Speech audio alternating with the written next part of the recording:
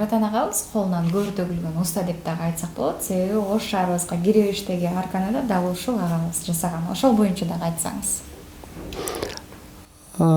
2010 жылы мага суроо беришти, предложение менен келишти, мындай нерсе жасайсыңбы деп.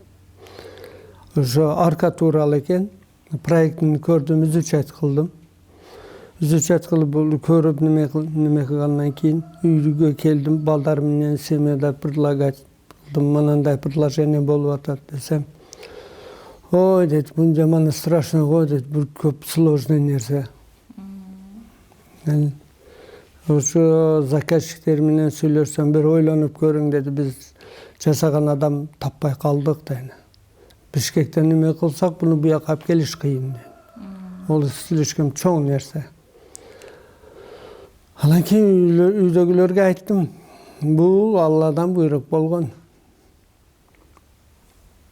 Жөнөкөй келип калган жок бизге бул предложение деп. Аракет кылайлы дедим. Аракет кылсак, бунун жалын али мен жүрөгүм сезип турат, аркамда бир нерсе түртүп турат. Коркпа, мен шу жердемин деп. Анан кийин о аркан проекттин жакшы изучать кылып, ыраазычылыгын бердим. Ошол фирма менен договор кылдым. Договор түздүк. Кандай аткарышы, кандай немесиге жооп беребиз, немесиге жооп бербейбиз. Алар деди, биз поддержка кылабыз, сиз только жасап бериң. Анан кийин жасадык. 7,5-8 айда бүттүк. Анын веси 56 тонна. Onun кининде аралыгы азыр ошо турушта аралыгы 26-35, бийиктиги жерден 26 метр болчу. Түндүктүн өзү вес где-то 4-5 тонна турат. Туюк немеде. Ошол нерсени үйдө жасап ишканабызда. Ошол жерге барып, установка сын менен неме жасап бердик. Кийин калган түндүктүн атырабында кооздашында бүтүрүп бердик. Ошондой кылып 8 айда бүттүк. Бригадабыз менен, бригадабызда 5 бала болгон. Основной техникабыз, оны жасай турган техникабыз автопогрузчик болгон. Бизге жардамчы, эң основной. Анан кийин мозговой центр, бригада. Ошол менен сүйлөшүп, мындайт, ошо келишип, ойлонушуп жасадык. Бүтүрдүк. Бүткөндөн кийин кандай ой пикирлер айтылды? Бүтүргөндөн кийин аябай сонун ой пикирлер болду. Бизде авторитетибиз уже кыйылгандай болду. Ишеним артты. Элдер көбү тааныды.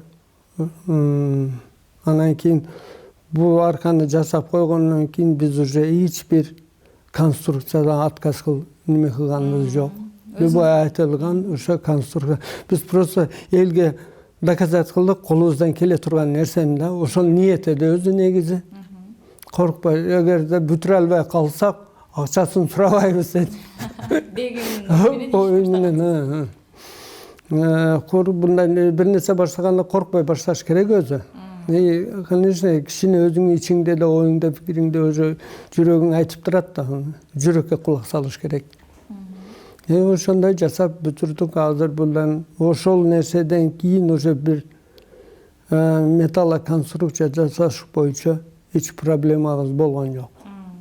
Отказ боло элек. Кудайга шүкүр, балдарыбызды да үйрөттүк. Биз менен иштеген ишчилерди уже надежный өздөрүнө кандайдыр сыймыктанып, Кыргызстанда эң чоң түндүктү көтөрдүк деп сүнүшүп жүрөт, сыймыкташып. Жаша. Демек, элдин дагы ишеними артты, өзүңүздөрдө дагы болгон. Ооба, өзүбүздүн да ошо колубуздан келе турган нерсени билдик. Ошондой нерсе менен биз өзүбүздү испытание эттик. Жашы. Эми бул ушул өнөр караңыздын ичиндеги техникалар боюнча дагы айтсаңыз. Бул жердеги нерселер ана токарный станокто мен өзүм жасадым. Ошо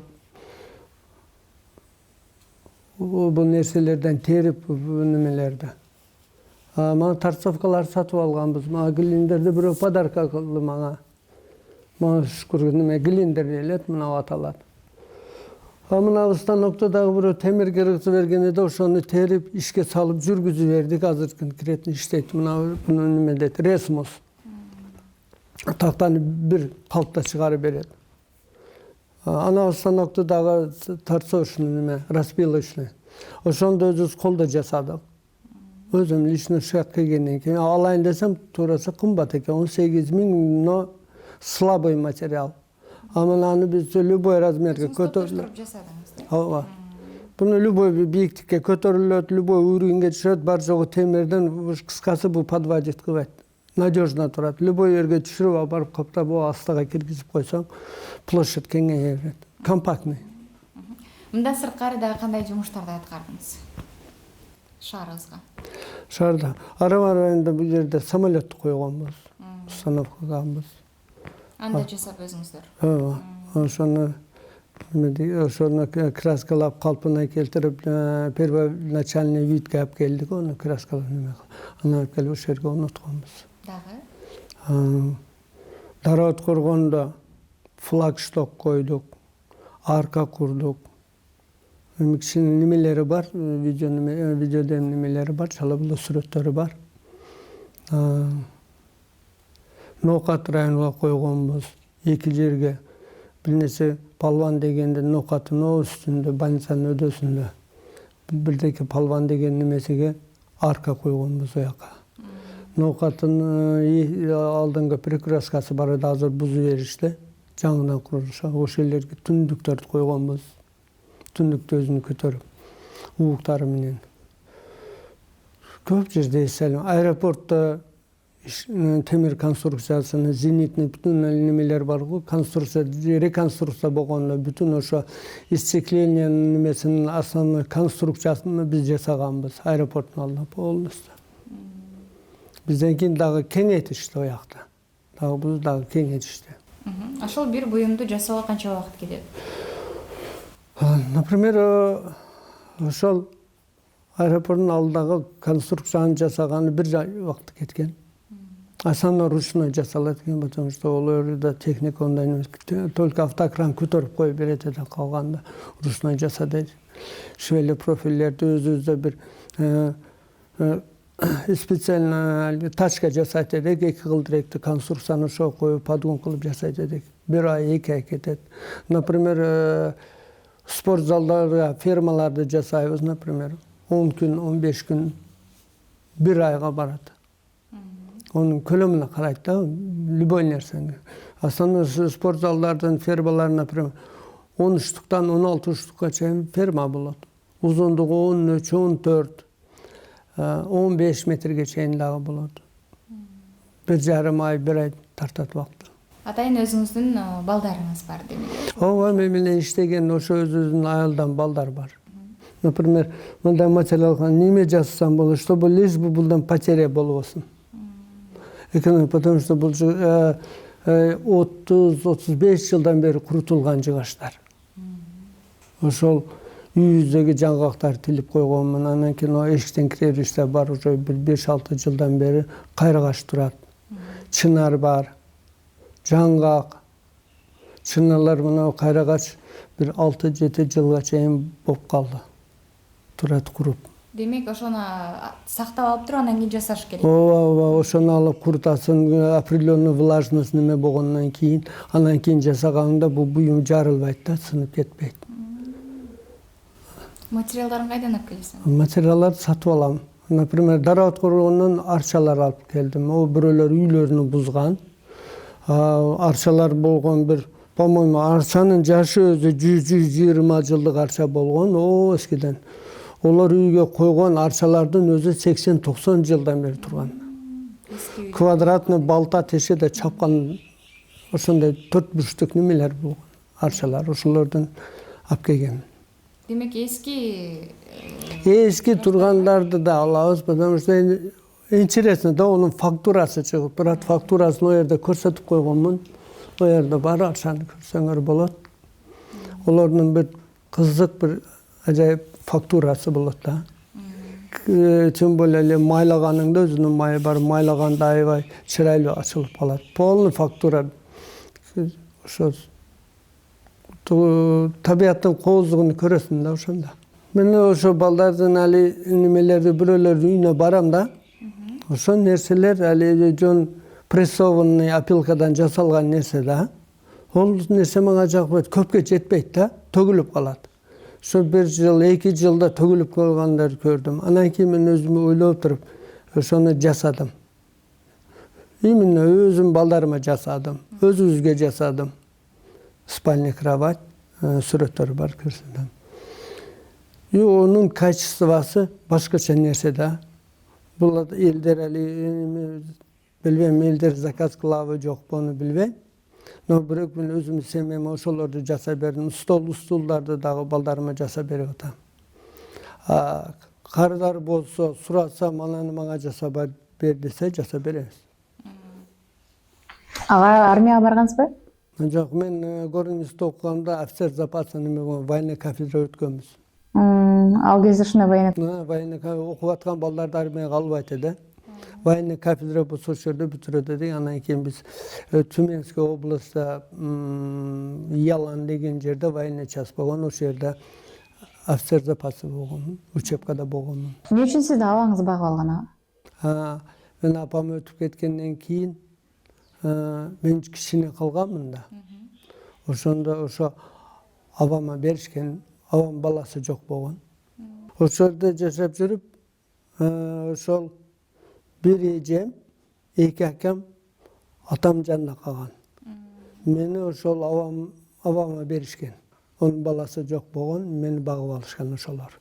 Ол киши мал кой кайтарчы. Нокатта. Араванда. Араганда. Биз уже Араван районунан уже неме болгонбуз, ошолор багып алган абамдар. Кой кайтарып жүрдүм. Кийин койдон чарчап, зерикип, мажбур болуп окуймун дедим. Мен өз родной папамды мени орус класска берип, ошо аракет кылып балам окугун деп. Ошол асында мени папам, родной папам ошонун мээнети болгон мага. Ошол айткен, балам, окуй, кийин мал багасың, кой багасың өзүң ишиң. Ну, конечно, окуп билим алгандан кийин мал кой багабы дейт. Мен эң бактылуу деп эсептейм өзүмө. Ошон үчүн мен бир нерсени алектенгенге возможностум бар. Колумдан келет өзүмө иш таап, тиричилик кылганы. Ач калбайм. Студент мезгилимде дагы ошо тиричиликти неме кылганда бирөөлөргө бир магазин болот эди алдын. Бир чырайлуу нерсе чыгып алып туруп бар магазинге тапшырат эдим. Жөн фанераны таап, полировка кылып туруп, цветной буудай бир нерселердин бир образын неме жаратып магазинге тапшырат эдим. Нормально иштейт эдим. Ошол союз мезгилинде главный инженер 220 рубль алып аткан болсо, менде 300, 350, 400 рубль болот эди. Студент мезгилинде. Жанымда жолдошум бар. Бир балам бар эди. Ну, квартирадан квартирага көчүп жашайт эдик. Бирок ач калганым жок. Мен студент мезгилинде мен жакшыраак жашадым. Чым буяка кайтып келип 91, 92, 3, 4, 5 жаман кыйынчылык болду. Ошол мезгилде өзү ачкачылык дагы болуп. Ошол мезгилде кыйынчылык болду. Россияда неме кылып жүргөндө мага иш көп эди. Окууну бүтүн защитаны неме кылдым, дальше окуймун дедим, а тополам башталды. Может, докторский бы защитил, может, что-то интересным бар эди окууга. Энди кандай дейт өзү, где родился, там пригодился. Эми ушундай кызыккан нерсе болсо, балдар болсо, ушу кыялданган болсо, мындай ишти башташтан эч убакта коркпогула. Өзүңөр жүрөгүңөргө кулак салышыңар керек. Hareketler buluş gerek. Her bir nersege sürekli köngül koyuş gerek. Hareket kısanger ele bar çok жақсы болады.